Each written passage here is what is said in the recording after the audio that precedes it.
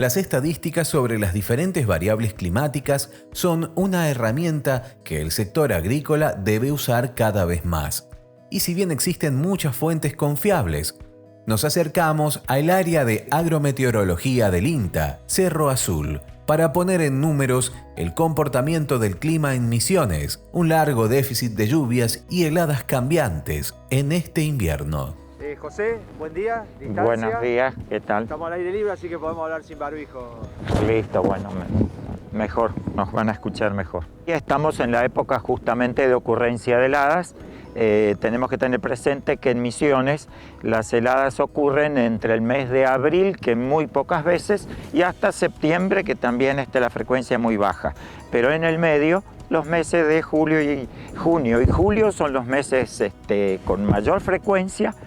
Y precisamente ahora, en el mes de julio, es el mes que presenta justamente el promedio más alto de días con heladas y las heladas más intensas. A fines de junio ya tuvimos unas heladas intensas de hasta 4,4 bajo cero.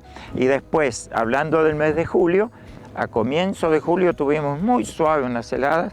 Posteriormente, alrededor del día 19 y 20, tuvimos hasta 4,2 bajo cero. Unas heladas relativamente intensas que ocasionaron daños importantes. Y ahora estos días, ayer tuvimos 3,7 bajo cero acá en el INTA de Cerro Azul y en el día de hoy tenemos 3,8 bajo cero. O sea, como estaba pronosticado, el día de hoy fue acá el día más frío de este mes, observando a la intemperie, ¿no? Y son valores que se encuentran dentro de los valores, digamos, normales para nuestra zona, pero como siempre digo, no por ello dejan de ocasionar problemas y daño a los cultivos, ¿no? Las heladas de junio, que fueron las primeras e intensas, el sector por ahí más afectado fue el sector de las pasturas, o sea, el sector ganadero, porque las pasturas en general son sensibles a las heladas, entonces todas aquellas que no están bajo una cierta protección, incluso vegetal, cuando hay sistemas silvopastoriles, le pueden proteger hasta cierto punto, ¿no? Pero cuando están más a la intemperie, las pasturas que son de origen, muchas de ellas de origen más bien tropical, de climas cálidos, como el pasto elefante, es el primero que se muere totalmente la parte aérea cuando tenemos temperatura bajo cero. Y bueno, aparte de la pastura también cultivos de banano, cultivos, ciertas hortalizas hechas a la intemperie, o sea, incluso me habían informado que cultivos recién hechos de yerba mate sufrieron daños cuando se encontraban en lugares relativamente bajos y sin protección, sin todavía el poncho que le llaman, ¿no? Que ponen para después que enfrente el calor del verano. Sin esa protección que también le puede servir para las heladas de invierno, hay cultivos que sintieron realmente daño. Si hablamos de Misiones, la zona más fría es la zona de Irigoyen, donde las temperaturas medias son más bajas, y eso es porque está a 800 metros sobre el nivel del mar. Tenemos que tener presente que la temperatura cada 1000 metros son 6,4 grados. Eso hace que a medida que subamos es normal que las temperaturas sean menores. Va a haber preocupación también por algunos frutales que florecen en esta época y que necesitan frío, pero no tanto. Claro, los frutales lo que tienen que necesitan frío, y si hay mucho frío es bueno, pero antes de que comiencen a florecer y a brotar. Como vos decís, ya se ven muchos durazneros que están comenzando a florecer. Ese estado del cultivo es muy sensible. Con 1 grado bajo cero, un cultivo de duraznero que ya está en floración, o de manzana, o de pera, ciruela, pueden sufrir daño realmente. En cambio, si pasa el frío, si tenemos en el mes de junio, en el mes de mayo, ahí es positivo la acumulación de horas frío, o sea, temperaturas por debajo de 7 grados centígrados. Así que eso es peligroso, pero la época más sensible se va a acercar ahora en agosto. Y en agosto cuando comience la plena floración. Y nosotros estamos en una zona que normalmente ocurren heladas en agosto y ocurren en septiembre. Y por todos los que pronostican, que nosotros justamente leemos los informes, pero no hacemos esos pronósticos, están diciendo que las temperaturas serán dentro de los valores normales, o sea, no tenemos que esperar valores excepcionales para nuestra zona. Y valores normales quiere decir que puede haber temperaturas bajo cero en agosto y que puede haber también, primero día de septiembre, también temperaturas relativamente bajas, incluso por debajo de 0 grados, y registrarse escarcha. Lo que sí, las heladas ya de agosto y septiembre suelen ser de una intensidad más moderada respecto a las que tenemos ahora en junio y en julio. Los datos que se tienen sobre el comportamiento de las lluvias en los 2 años no dejan lugar a dudas. Estamos ante una situación de importantes carencias de agua. Estamos registrando lluvias por debajo de lo normal desde junio del 2019. Ya desde junio a diciembre del 2019 ya había llovido 300 milímetros por debajo de lo normal para ese periodo. Posteriormente, en el año 2020, las lluvias fueron de 400 milímetros por debajo de lo que debería llover en el año.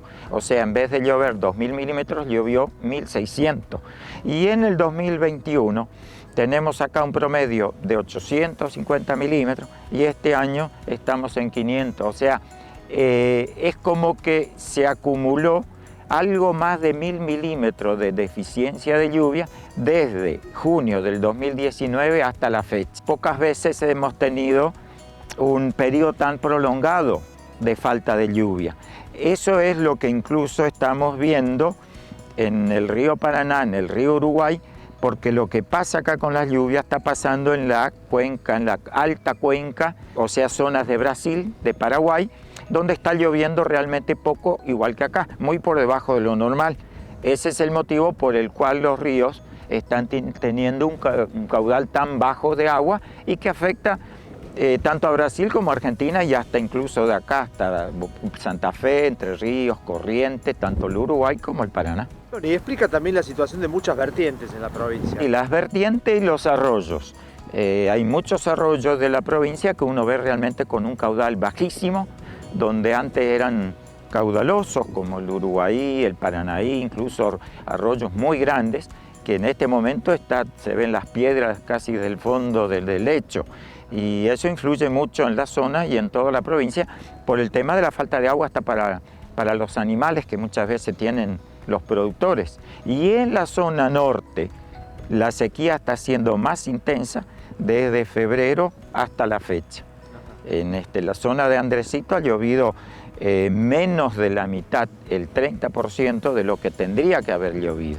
Es una de las zonas más afectadas, porque últimamente entre junio y julio, en la zona central de Misiones y en la zona sur, tuvimos lluvias que superaron los 100 milímetros y hay lugares que incluso como Aristóbulo del Valle, que tuvieron más de 200 milímetros.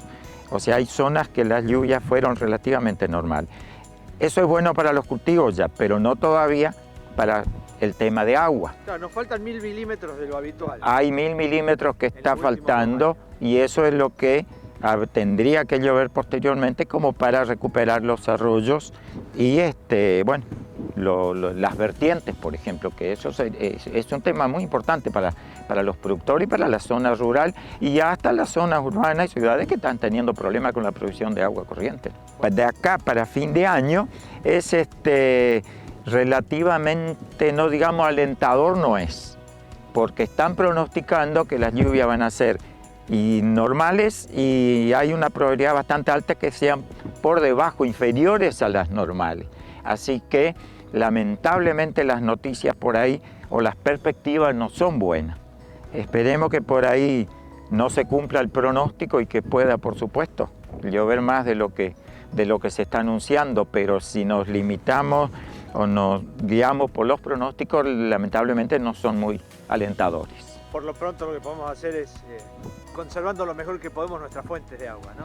Eso es muy importante y yo creo que está habiendo una tarea incluso de parte de INTA donde trabajan con las cuencas y tratan de inculcar a la gente de la importancia de cuidar las pequeñas cuencas que tienen y las vertientes, tratar de hacer todo lo posible y que hay medidas que pueden hacer como para preservar realmente el agua que tienen, que es algo fundamental.